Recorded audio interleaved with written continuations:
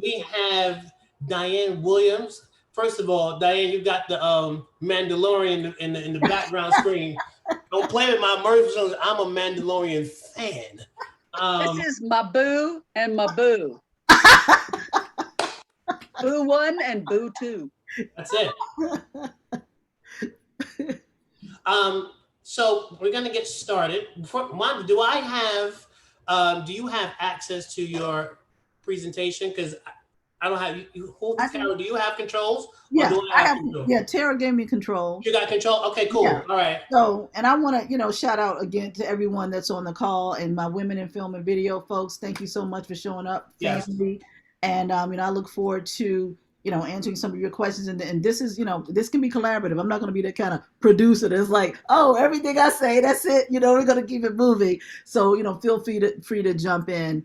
And also, I'm repping my my artist fraternity, Gamma Xi Phi, tonight. The president, Rashid Darden, it's his birthday today, and I couldn't get to his celebration, so I told him, look, I'm going to represent with African American women in cinema. But for those of you who may not be familiar, it is an artist fraternity, and we are focused on philanthropy, the arts, and social justice. So, with that, First of all, huh? have you not? Since you guys haven't noticed, Monda is a woman on the move. This girl is doing producing films. She's doing sororities, fraternities. I get emails about her doing so many amazing things, and that's why when Tara showed me who my next guest was going to be, I was like, this is about to be an amazing event. If you guys haven't seen her movie, the Zoo is an amazing film. Crazy. Amazing. Thank you, Roger. Because we was almost close to the zoo if Trump won again. If Trump Say won less. again, Say less. it was about to be crazy. It was about to be crazy. My name is Roger Maloney. I'm the host of African American Women in Cinema educational series. Today we have an amazing guest, and her name, as you well know, is Miss Monda Raquel Webb is an award-winning filmmaker, performing artist. She is an independent storyteller dedicated to telling stories hidden in the services of history. Monda was voted Filmmaker of the Year for 2020 by the National Black Movie Association. She has two amazing short films currently in film festival circuit, produced under the banner of Little Known Stories. Her production company for both the zoo and I didn't get a chance to see Poot's sister. Did I pronounce that correctly? Poop sitter. Nice, Poot Sitter. Nice. You're What's that? welcome. Tell me what's that about? Tell us a little bit about what that film is about. I know what the zoo Okay. is about, but I don't I'll know. tell you in 15 seconds or less because we did it when you were having your technical challenges. Nice, nice. I need to see that film. it, She's it's about has homelessness, though. screened in over 30 film festivals worldwide and won over 14 awards, ranging from Audience Award to Best Script to Best International Short to Film Festival winner and much more. And the next award coming up is going to be, and the Oscar goes to, let's get it. Why not? From your lips. Thank you, Roger. So I heard that you already answered both of the questions I wanted to talk to you about. What inspired you, and what films, um, um, and what inspired you to become a filmmaker. So the third question I want to ask you is, um, based upon the current new mindset of Hollywood of everything going digital. How does an independent filmmaker compete in that environment where you have the Amazon, the Netflixes, you going to film festivals? What's the best strategy for filmmakers now since there's so many ways to get your film seen? I think that actually we're in a better position now than we have been in previous years. Number one, with the pandemic, it put a lot of people out of work.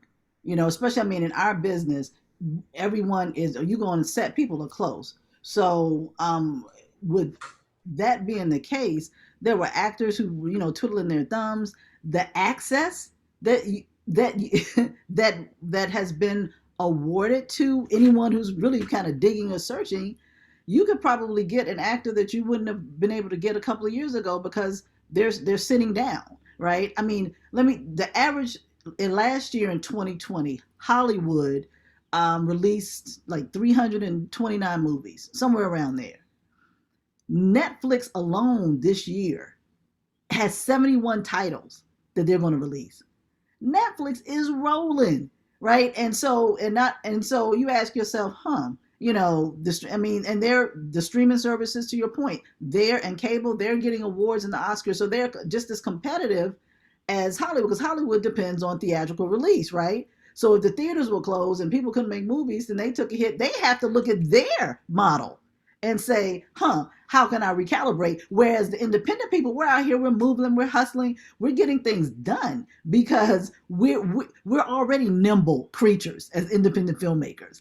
So I think that, and from a digital standpoint, it almost levels the playing ground, right?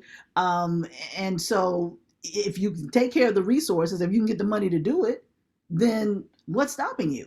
And with regard to like the traditional ways of getting indoors, I mean, relationships are everything. They always have been and they always will be. But there are opportunities for artists to be discovered during this time period. So I'm all about it. I'm like, hey, let's go. Let's go. That's great. That's great. Before we get into your presentation, the last question I want to ask you is, which is the biggest question, would you is it easier for you, for filmmakers to, one, sign a deal with Netflix, Amazon, now we got Paramount Plus rolling out, Hulu, or own your own product, own the distribution platform for yourself? The reason why I ask that is because um, you have Byron Allen and Roland Martin have been on this campaign to get advertisers to give Black-owned media companies a bigger slice of the advertising pie. Because for so many years, Bigger. it's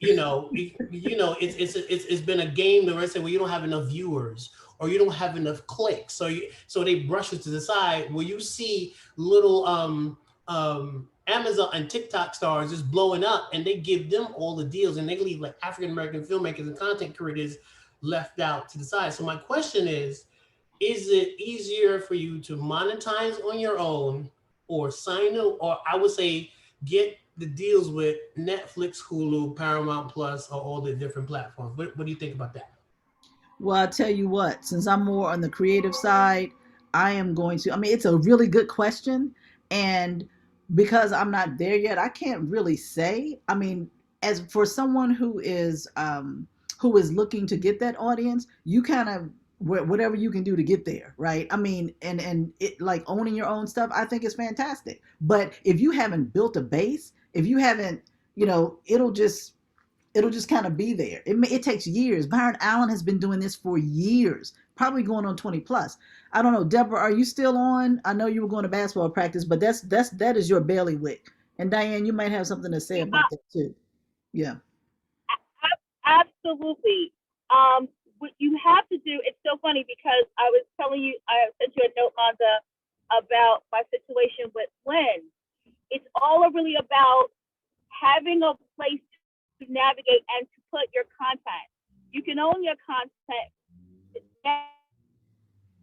It's a wide array of opportunities that allows you to show your content and actually still own your content. The content is always going to be king. So with respect to getting, the focus is not really to get whether or not you're going to get the deal with Netflix or Hulu or any of these streamers. The really thing is about building your brand and building your audience. Because once you've done that, or once you've created the content that's going to draw that audience, those deals will be at the table. What I find now with some of the colleagues that I'm working with, they're building their own distribution, our own distribution. Whereas with the situations, I'll give you an example for Lynn, they've created their own distribution for globally that's 200 million. That points to 200 million people. And where their model that they're trying to build is, okay, let's say you don't have that Hollywood relationship. or let's say, and you've created that pilot. Now there'll be a home for that pilot that has a 200 million distribution. And even if you have those relationships with respect to your streaming deal and your distribution in place, you have got to target. You can be sitting on a platform with 200 million viewers, but you still have to build that brand and build that audience for your content. So I think before you even think about, okay, where I'm going to stream it or can I get a Hollywood deal, the question becomes, where's my audience? Because like you said before, Roger, the people with TikTok are getting these tremendous deals. Why? Because they're drawing eyeballs to their content. So you have to build a brand for it, and the distribution will absolutely follow. And that's my take on that. Deborah, that was amazing. Thank you so much for sharing it. Anybody else wants to share before Monda begins her presentation? Any other thoughts, feelings, ideas? Okay. So Monda, whenever you're ready, you can definitely start the classes. I'm gonna turn the class over to you, and then we'll continue with the questions, because I'm always curious about the filmmaker of 2021 and beyond, and what's some new strategies that we need to learn and to bring our projects to the mainstream. So, ladies and gentlemen, I'm turning it over to the wonderful Professor Monda, and I'm taking my notes, girl. I got my notebook, right, and my pen and my pad. I'm not playing. I got. I see you, Roger. You think this is a game? No. I see you. And we did Tara had everyone introduce themselves. So since this was producer 101, most of this is probably won't be new. However, I just think it's important to, sometimes with whatever you're doing, you got to go back to the basics, right? Michael Jordan, practice, but he would always, he had a good hold of the basics. So when we talk about what is a producer, I don't know if there is a book out that can tell you the truly right answer. Producers, man, we do a lot, especially, and I'm going to speak from an independent perspective, but I will touch on some things that they do in the real world, right? If you were hired by a production company, but producers are really just really good project managers, right? Or event coordinators. The butcher, the baker, the candlestick maker, we do it all, especially on an independent set. You kind of roll up your sleeves to make it happen. But there are different types of producers, and primarily if you're looking at credits on a film, they're not going to be differentiated unless it is an executive producer or a co-producer or an associate producer. But for the most part, producers handle the business of seeing a film from beginning to end, from script to screen to distribution. Now, there are creative producers which have the vision and are able to steer that ship, to land. You have producer directors, which is what I am. And so I'm able to take both disciplines with the vision, with the creative, to the extent that there's collaboration, and bring it to life. Then you've got producers who, they don't want to have anything to do with the creative. They don't even need to be on set. They just know where to go find the money, right? And then you've got your line producers who oversee the budget. And, in film, you have a budget that's above the line and below the line. And above the line, or the ATL, for those who may not be familiar, are the people like the writers, the actors, the producers. Below the line is crew, primarily. But you can't make a movie without below the line. So everyone is important. Now, one thing about producing, especially if you're a producer that has intellectual property, your own stuff, and you're doing your own stuff, that's fantastic. But a lot of producers are out there looking for what's going to be the next thing, right? And so they're scouring screenwriting contests, the blacklist, and a lot of books or intellectual property is adapted into films. So they're looking to do that and bring that vision to life, and also, of course, find the money to do it. So I look at producers like the Hindu goddess Durga. If you look at Homegirl, she has a whole bunch of arms, right? And so, like, we have to be like an octopus on set, pre-production, post-production, doing the editing process, doing the film festival circuits, etc. I mean, producers they stay with the film from, like I said, from beginning to end.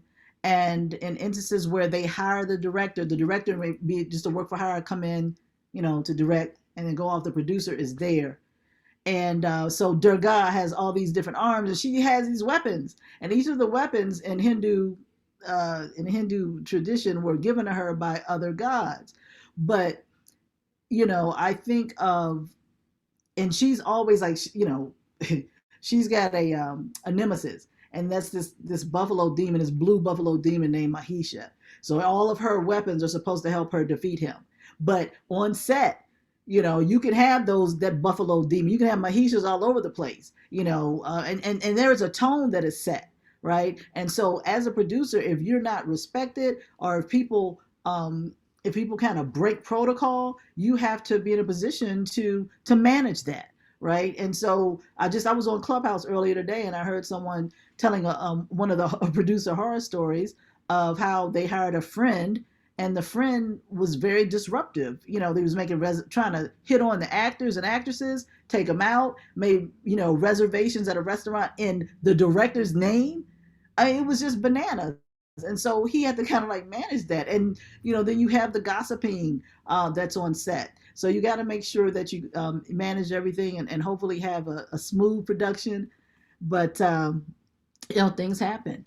So with regard to some of the things that producers are responsible for, I just say, hey, all in all, we're just dope project managers. Whether it's finding a material, if it's a book, making, and again, when producers aren't lawyers, there may be some that are, but for the most part, they're overseeing this, right? So if there has to be an option agreement to get the rights to adapt the screenplay from the book, hiring director, crew, and this isn't an easy task. I know when Bree was producing for Zoo, she had to hire crew. She had to figure out equipment houses, and everything she did, she got like 3 different quotes. So, there's a lot of work that goes into it. And with casting, for the most part, you might work with a casting agency, but if you're a small independent, production, you don't have a casting agency, then the producer might do it themselves. In terms of the script, they got to understand script. They have to understand what breaking down a script is, and to break down a script so that if something is say for example, I'm going to use my upcoming film Red Clay Dirt. Some of it is a period movie, and it's set in 1939. So I have a scene where the Ku Klux Klan they're getting some weapons. They're going to try to get this guy. So, and they get in a car and they drive to a farm. Well, part of me, script writing me, wants to make it like a thing. But because I cut my teeth with this line producer Bree in my ear, I'm like, well, if we can't afford the picture car, we can't afford this car, how can I write in the script so that they're in a car? So I changed the scene, and now we just see headlights. And then we hear a trunk. Everything's kind of like foggy and smoky, and they're putting things in a trunk. So a good producer knows how to flag those things in accordance with the budget, so that, number one, you don't come in over budget, and you don't waste time looking for something, or trying to do something that may not benefit the film. The scheduling and call sheets, they create the schedule days in, day out of days. They're doing that for the shooting schedule. And it's important that wherever you're shooting, they might have to get permits, just to kind of understand the pulse of whether it outside of a studio, what needs to be done, who needs to be contacted. Again, Durga and the many arms. With regard to the agreements, making sure that the actors, equipment agreement, craft services, location, crew, all this paperwork has to get done. And then there are clearances. So there's a lot that the producer does from script to delivery. And overall, we're just pretty resourceful creatures. Even when it comes to the film festivals, being able to create a strategy, as Roger was talking about, who do we try to get into and why? Who do we know? Where would this film be best viewed? Or how do we need to four-wall or have private screenings? And whether it's a union film or a non-union film, a lot of the principles that a producer uses will still apply. And regarding a skill set, I just think people who, and I think someone was on here, Diane, I don't know if it was you, but somebody, or Elizabeth, that talked about, being a movie accountant. But as you can see, any skill sets are transferable. And on a film set, you could be one thing in another life and come on a set and bring those skills and be just as valuable. So with the producer in mind, though, you want to be tenacious and resourceful, be able to pivot on a dime. Any relationships that you have, leverage them. That again, making sure that anything that you do is for the benefit of getting the film exploited or getting the film made and distributed. You got to be laser focused, and you got to be a little tough, right? To be able to handle problems as they arise, and make sure that you're always and constantly in communication with your director. So I just put a little advice in the tickets there. There may be a personality that you don't get along with. And I talked about, fish or cut bait. But if for whatever reason, let's say there's an executive producer that has some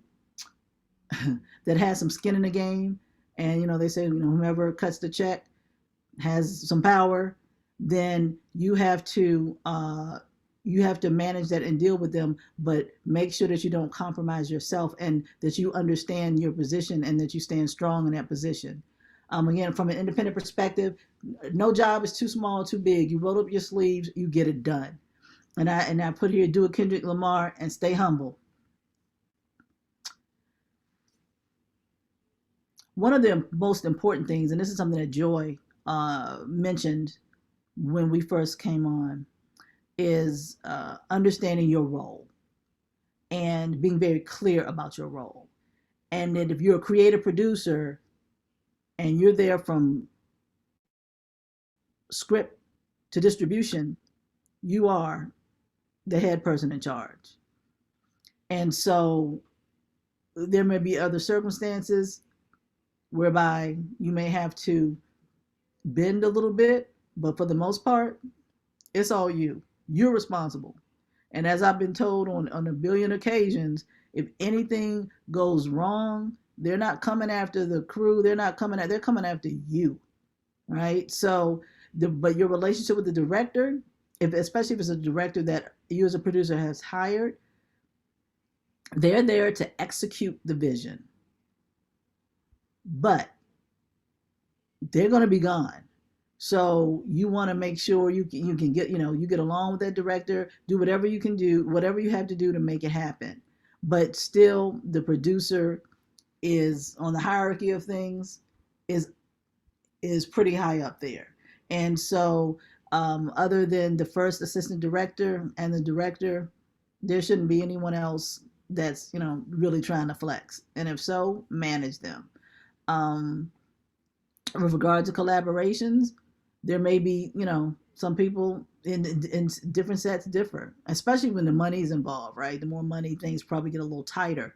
But if someone has an opinion, hey, something you might consider, but when it's all said and done, you are making that final decision, right? And again, it comes from the top. It comes from the tone that you set at the beginning of the production. Now, then we talk about money. Being a producer full time, I put it here, it's a hard knock life because, just like we talked about the NBA, not all producers get paid like, you would think. So there's a study that a producer, Rebecca Green, did for Dear Producer, a sustainability survey. And as you can see, in 2010, 41% of producers made less than $25,000 annually. Can you all see the screen? I would find time to ask. Yeah. Yes, we can. Okay. So, and It's then a hard not life for real. I like, I was like, pimping ain't easy, but this producing isn't either. But in 2020, last year, 56 of the producers couldn't make a living as a producer alone, and this is making 25,000 or less. And in a quarter of the respondents to that survey, I think there were like 474 people or something like that, made just $2,500. Wow. So you think about, and I think about teachers. Teachers do so much, and yet their pay scales on the lower end. And as you can see, the breakdown of that's 41% white, 10% Asian, 6.4% Latino, and 4.9% Black. A lot of times, there are, especially in white communities, these guys can pick up backpack, they can go lay on the couch and pretty much volunteer their stuff, right? And volunteer their time and to get the experience of being on set. And unfortunately, a lot of times people of color don't have those types of opportunities, or even the privilege to be able to do that. It's like, I got to make a living, right? So, but because last year was such a, really brought this world to its knees, Rebecca Green, this producer named Chris Moore, producer named Effie Brown, and a few other people got together. 108 producers got together, and this actually took a couple of years. But in March of this year, they ratified an agreement whereby a constitution, so that there could be an actual producers union. Now, historically, they've tried it. The Producers Guild tried it, but there's a lot of legalese there, and it has not worked.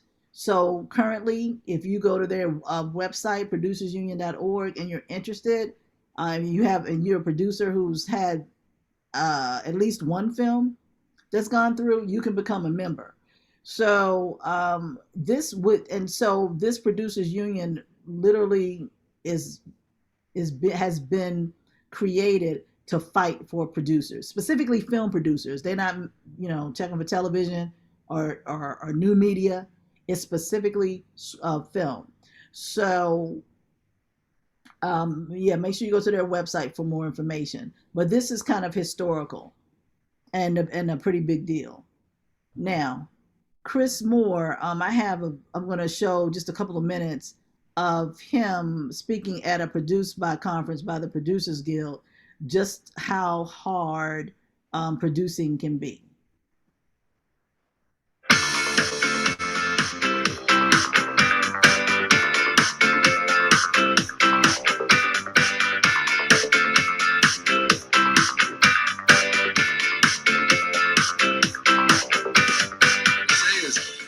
I think the thing that's unsaid about this concept of thinking about ahead of time is all of this, if I understood correctly, and you guys can correct me if I'm wrong, is about what you put in your agreement up front. What you're going to get, what the definitions are, how the lawsuit's going to work.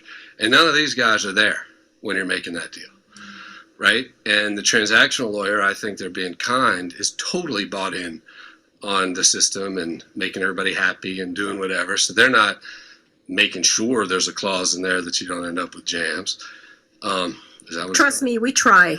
We try. Some do. Yeah. And she obviously pays a lot of attention to it, but I would say the bigger firms and the other stuff don't.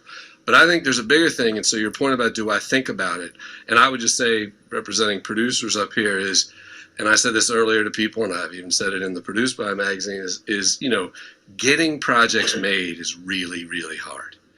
And the problem is they take full advantage of that. And so at the moment that you are supposed to fight for all of these things that might matter to you later, all you care about is making your project. And so I've used the analogy of a drug addict, is that all of us producers are so drunk or high, whatever you want to call it, with the fact that our projects get made, that the last thing you're going to do is call up and say, this little clause down here about who gets to do the arbitration, I don't want those guys to do it. You wouldn't say that in a million years. And you're You definitely wouldn't, but your lawyer would. maybe. The Again, reality is, it's I'm it's 35 movies in. No one's ever called me about jams. it's 3 to 5 years until the net profits start to kick in, and by that, and that's where they're. So I would say that that's more what I think about. Okay.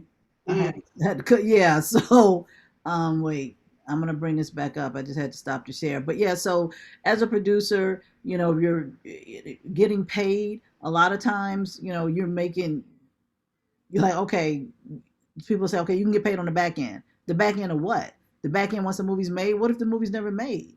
And I've gone through, you know, this. So, you know, this guy, Chris, he created a production company with Matt Damon and Ben Affleck back in the day. But he's also one of the people who's put together this union because he truly believes that producers should be better taken care of.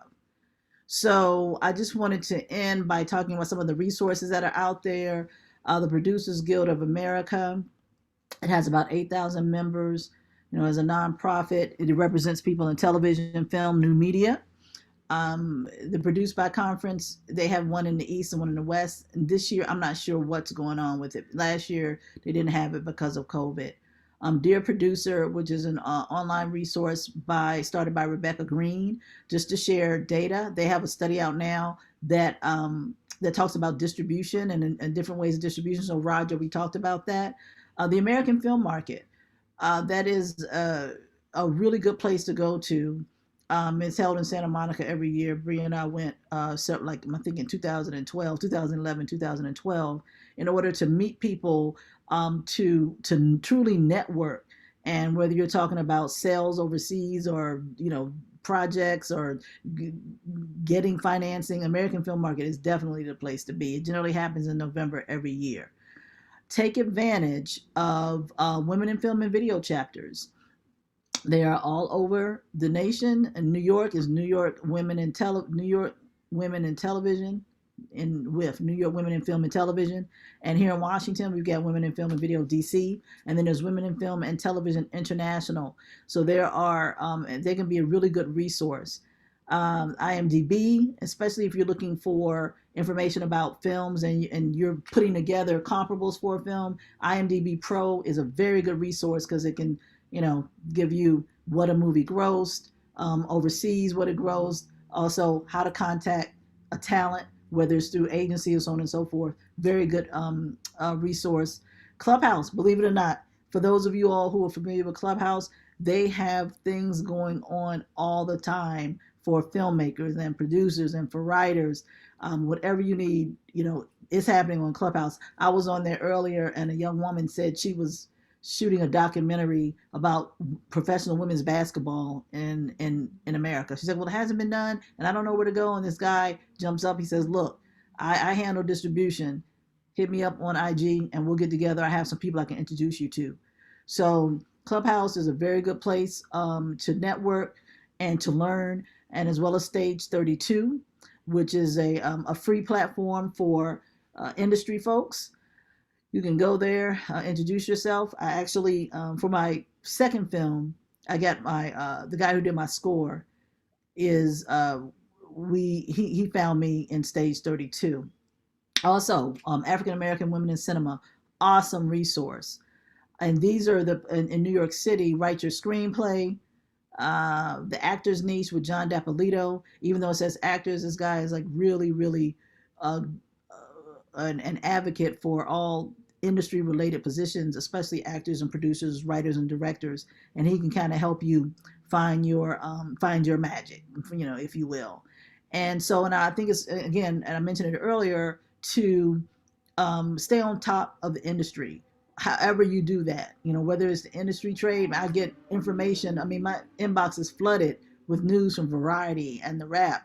And I just think it's really important. I mean, Quentin Tarantino didn't go to film school. He said he learned by watching movies. So we just kind of need to know what's going on out there. And again, make sure those, you know, if you have something that you want, ask for it. You know, a closed mouth does not get fed. And that's all I have with regards to the presentation. I'm ready for this. Oh, I took notes on that. Oh, you really did, Roger. You really did. With the time we have left, does anybody have any questions, thoughts, game plan, action, marching orders that they want to share? Anything that you've seen that you thought was amazing piece of filmmaking? Any like innovative ideas that you could share with the group? Okay, Clubhouse is a key platform. You just gotta be careful which room you go into because some rooms are wild on Clubhouse. You definitely gotta be intentional when you go on to Clubhouse. That's a great point, Monda. Another thing that I love what you shared about was I think Bree shared this about building an audience. Building an audience is so key, and building your audience can be as big as you have 1,000 people that is dedicated to whatever you're doing. You just got to monitor, just cater to that 1,000 people. And Monda, you know who I've been re-listening to? Gary Vaynerchuk. Oh my goodness, yes. If He's you want to definitely get motivated. a boost on, like, you just want to get motivated, go on to Gary Vaynerchuk's YouTube channel and just sit and just watch. For those does everybody know who Gary Vaynerchuk is? Joy, you know who Gary? Joy. So Joy, Gary Vaynerchuk is an entrepreneur. His dad, just like my, self-made entrepreneur. Dad owned a wine store. He was a kid that grew up in the wine store. He said, you know what? I'm gonna talk about wine on I'll create a wine YouTube channel. He did that in the early days of YouTube, right? He was the only guy talking about wine. 1 million views, 2 million views. Gary was like, oh, this is amazing. So now what I'm gonna do is me and my brothers, because the wine store started getting so popular, so you got, wine, you could go into any industry within that, from investment to film so he created an advertising agency. And all Gary V does now is turn on his camera and just talks. He just shares Rants. about social media. He on the airplane. You seen him. He's in the car. He takes he'll even inspire you to say, yo, you can use your phone to be your camera. I'm telling you, if you really want to get a boost, and now he's big on NFTs. Does everybody know what NFTs are? All right, cool. Yeah, so watch Gary Vaynerchuk. That's a great resource too, because he basically, like Monda, goes, yo, forget what everybody says. Forget what industry people says. You got a phone. Yo, start recording yourself and documenting your day on your phone. And that's your film. And that's the type of stuff that he does and stuff like that. And I think those are great resources. I thought you did a great job with the resources. Because I think that, go ahead, Joy, you have a question? So it wasn't a question, because you really touched on everything. I just wanted to reflect back and thank both Roger and Monda, and also say that for someone who's a newer writer, but also but I would say a mid-career actor, I just want to reflect back to you the importance of content. They're expert designers, they're expert producers, but there's also a need for content, and that however we enter, we don't need to know all the jobs. We need to know something about what they entail, and also have a vibe for decency, but also for the creators, also have a confidence in our vision. So I want to thank you all for that, because it was right on time for me personally, and I hope for other people on the call.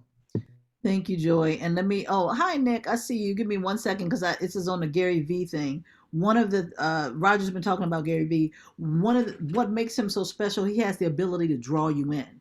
And as a storyteller, he told the story once about his dad wondering why his dad was a workaholic, worked around the clock. And he's like, well, why doesn't my staff, want to, and Gary said, well, you're paying the minimum wage. He said, well, Dad, if you gave them a piece of the company, they would feel as if they owned it. And then they would approach working differently. So I think as a producer, you can bring people in by, you want someone to embrace your vision, but you have to really be able to articulate their vision and be passionate about it. Because when they come on board, they want to feel confident that you are going to steer the ship on the shore, and you're going to get that film done, and you're going to get it exploited, you're going to get it distributed. That's what I think, that's what, some of the magic of being a producer can be. Yeah. So, Joy, think about that with your person. Okay. Yes, Nick. I had a question here. Oh, hi, Susan. Hi. What was the most creative way you handled what could have been a near disaster? Huh. Just a little flare and soft shoe, you averted something. Okay. Okay. So, okay, I got this. No. When we were shooting Zoo, primarily most of the scenes were outside. And it just so happens that October day, it was very cold. Now our, and Bree, what was Michelle? She had the truck. So we'd hired someone that had the equipment, most of the equipment on it, on a truck, and she was late to set, like, I don't know, 2-3 hours. So as a result, and it can take some hours to shoot a scene. And I looked up and we were running out of daylight. And I was like, oh my gosh, what are we going to do? So one of the interior scenes was to be shot in daylight.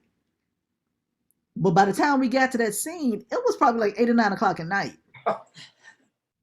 And we were a little on edge, and so I think, and it may have been my DP, I don't remember. Someone came up with the idea for the this little girl, she's in a room upstairs in her bedroom, and she's twirling and looking for shoes, so on and so forth. Now the light was supposed to be streaming through the window. So we covered the windows with, I don't know what we found. I don't know, it was sheet. I don't know, it was something. It was just something that we had to, we had to figure it out because we couldn't have that darkness coming in. So we covered the windows, we lit it a certain way, and it looked like it was 12 o'clock in the afternoon. But there was it was a lot of tension. But there was a lot of tension between the audio person and my DP, and it was I was like, oh gosh, I went into the bathroom, was like, oh, okay, I'm better now. But no, not true. I did panic, but we got it done. So I think that, for the most part, if you just have to, when something hits you, it takes your brain a minute to kind of process, like, what's going on here, and can this be solved? Can this be solved without digging into pockets, for resources that might not be there? Can it be solved with, you worked your crew, you're at 12 hours, you really shouldn't work them over, you know what I mean? This is a lot of factors that come into place, but you got to be able to look at that and make that decision. And, people are watching. They're watching how you manage and how you handle that. So good question. Thank you. That was a good question. Any other questions? Thoughts? I don't have a question, but I would like to make a comment. I'm Sister first of all, and I'm an intuitive producer and the founder of Webb Media, and I teach women veterans to share their untold stories and narrate them using media. I have a television show, and also am looking to. I love producing documentaries, so I'm working on one right now. And listening to you, I didn't hear everything. I had to step away, but I just want to say thank you for having this forum, because when I saw it, I was like, oh, let me listen into this, because since COVID has happened, so much, so many things have shut down. I live in Maryland, but I'm currently in Texas caring for my mom. So everything here has, like, I couldn't even find a studio open for me to record in. So everything just literally shut down. And so with all of that, I'm wondering what are you seeing with things starting to kind of like, now I know it may have to be virtual, but what type of things are still taking place for us to learn to really get interactive and start getting back in the scene? So thank you for your question, but I tell you, the industry is coming back with a vengeance. I know that during this time, there have been some adjustments with people. People are still shooting.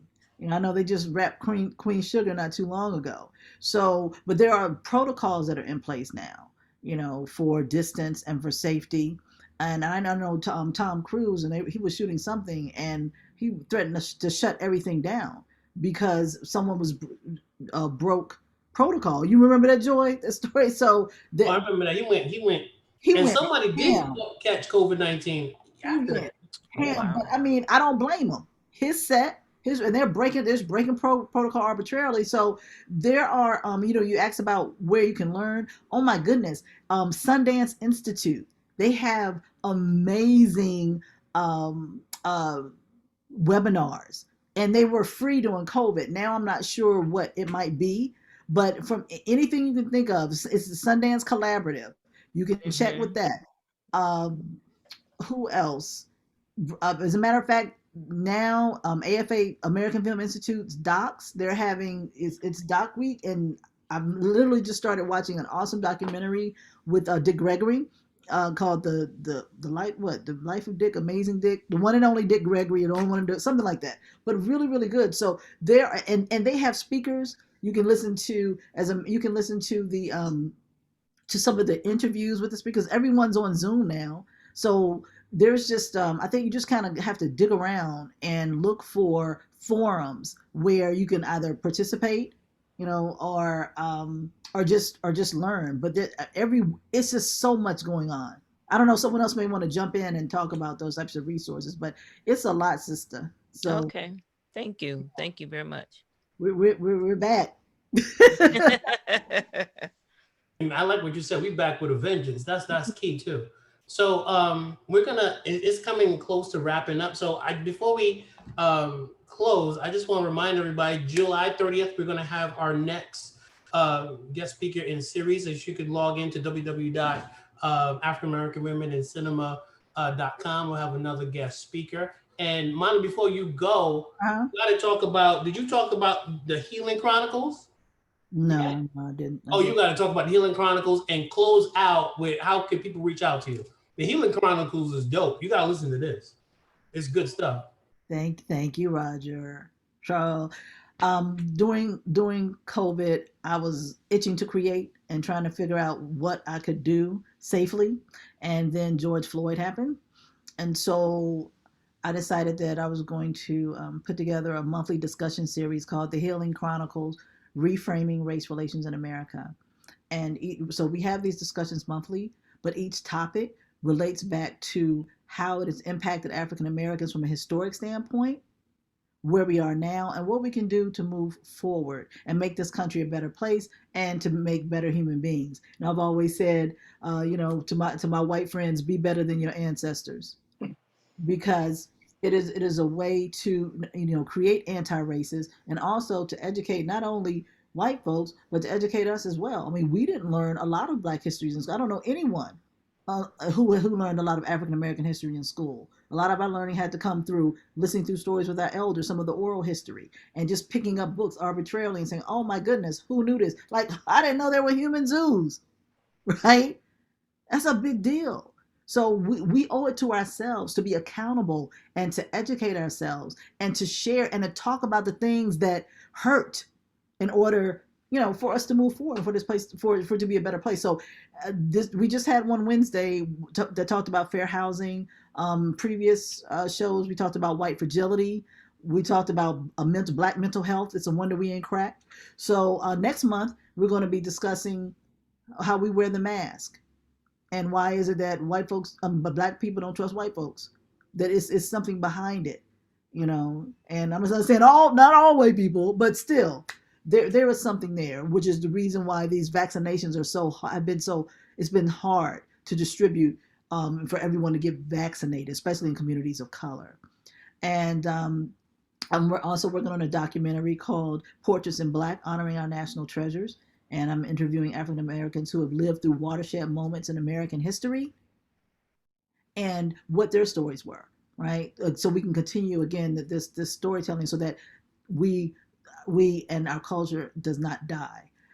So you can get in contact with me through Instagram. I'm at Little Known SPC. I can put it in the chat as Roger wraps up.